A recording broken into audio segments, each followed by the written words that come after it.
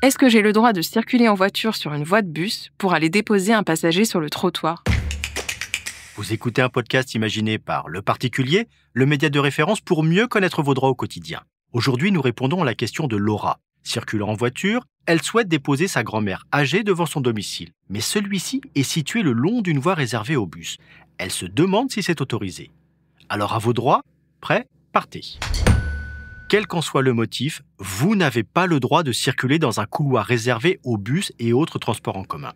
Ce type de voie est très identifiable par son marquage au sol et sa signalisation. Le mot « bus » est généralement peint au sol à intervalles réguliers, de sorte qu'il est difficile pour un automobiliste de feindre l'ignorance. Et qu'est-ce que je risque si je roule dans une voie de bus ? Circuler dans une voie réservée à certaines catégories de véhicules, une voie de bus par exemple, vous expose à une contravention de 4e classe, soit 135 € d'amende.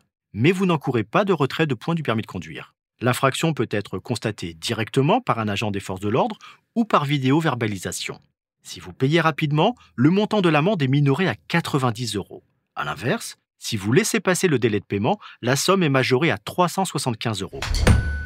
Il n'y a pas d'exception, même pour déposer une personne qui a du mal à marcher ?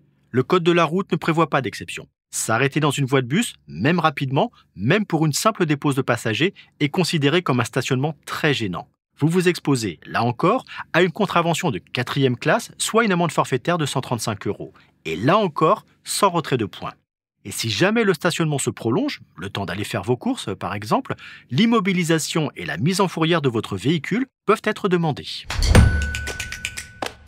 Je suis Arnaud Saugera, journaliste au particulier. Merci d'avoir écouté cet épisode. Si ce podcast vous intéresse, vous pouvez également retrouver toute l'actualité patrimoniale sur notre site leparticulier.lefigaro.fr.